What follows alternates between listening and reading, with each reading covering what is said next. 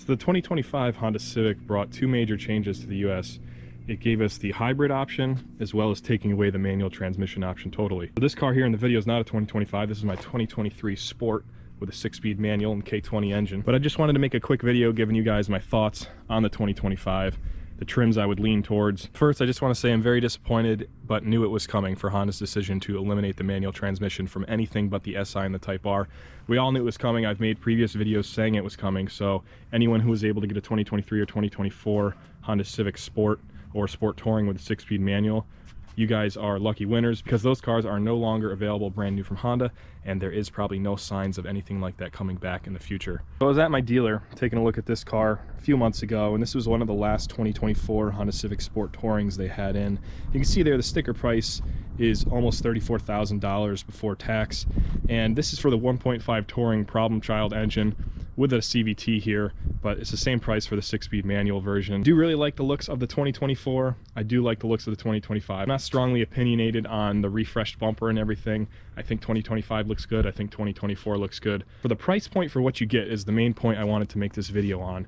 So this 2024 model was $33,000, and if you look at the lineup for the Civics in 2025, you can get a Sport Touring hybrid for the same exact price. So the 2025 model eliminates the turbo, gives you the 2.0 naturally aspirated engine, but it adds in an entire battery and hybrid system drivetrain for the same price. So in my opinion, the hybrid Civic is a much better value, and you're getting a lot more for your money. You're dropping the CVT transmission, which is not that desirable anyway, replacing it with something that's more reliable, and it's not even really a transmission anymore. The fact that Honda kept that at the same price point is a huge win, because you're getting so much more for your money, I feel like. And not even to mention the fact that you're getting a lot more horsepower, you're getting a lot more torque, and you're going up in your MPG by nearly 20 MPG more than the outgoing Sport Touring model. Huge win in my book in that regard. However, if you are looking to get into a base model Sport, I really don't recommend them anymore, because for one,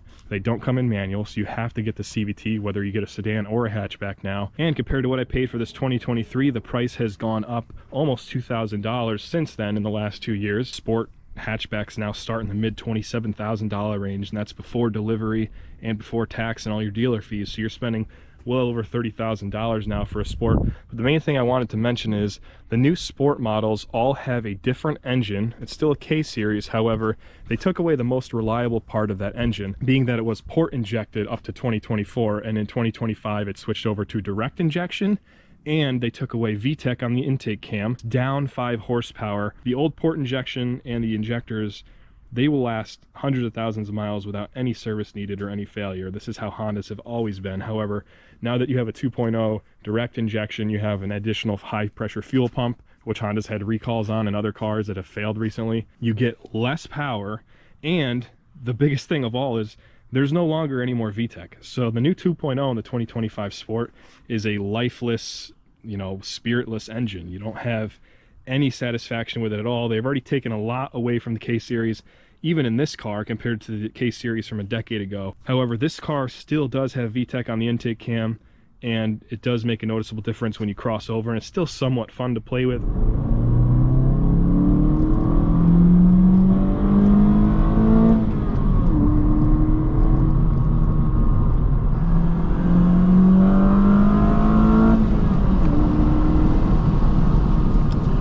However, the new Sport being more expensive than this car, taking away power, taking away reliability, and pretty much you get the same features as you would 2-3 years ago in this car, is a huge lose for Honda. So if you're shopping for a new car, I wouldn't even bother with a Sport trim. The Sport Hybrid is only like $2,000 more for the sedan or the hatchback, and you get so much more power and so many more miles per gallon. Since you don't have access to a 6-speed manual in either case, go for the hybrid, because you don't get the annoying CVT transmission. You get a much better eCVT direct drive. This video is shot back when only the dealers had the sedans on the lot, so I don't really have any footage of the new hatchback, but they're pretty similar. The front ends are now the same, because prior the sedans had an ugly like pig nose look to the front of them, but now the sedan and the hatchback have the exact same front end.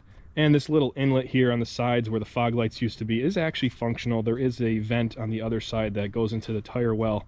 I did make sure that wasn't just for looks. It probably has a negligible effect on the aerodynamics, but it is functional, so I will mention that. I do like how on the sport models you do get the same wheels. However, on the higher trims you do get a different look wheel now, which I don't think is as nice. So overall, like I said, the front end of the car looks pretty good. I don't have any complaints about it. I don't think it's any better or any worse looking than the 2022 to 2024 front end.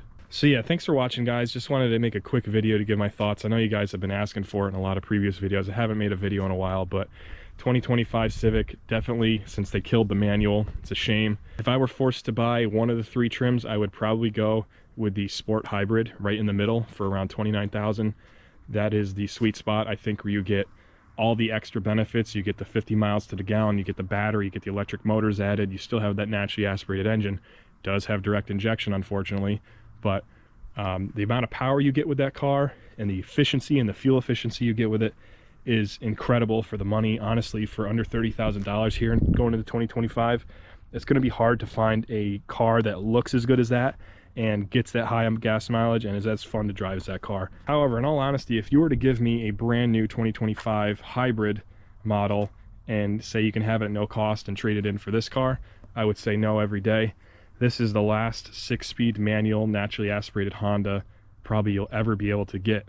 And it's very sad that they are extinct now, because this was the ultimate reliable, engaging car as a commuter. You know, being that this car just 2 years ago with the 6-speed manual, the naturally aspirated K20 was $25,000. Now the fact that you have to spend $6,000–$7,000 more than that if you can find a 2025 SI at MSRP just to get yourself into a 6-speed manual Honda is pretty unfortunate in these times. If you can find one of these cars used, I'd still recommend it. I have tons of other videos going over the problems I've had with it, but I've had it almost 2 years now, and I will say that despite the annoyances I have with the car, the fact that it is the last Honda with the original recipe makes it special to me, and I do not see myself selling this car anytime soon.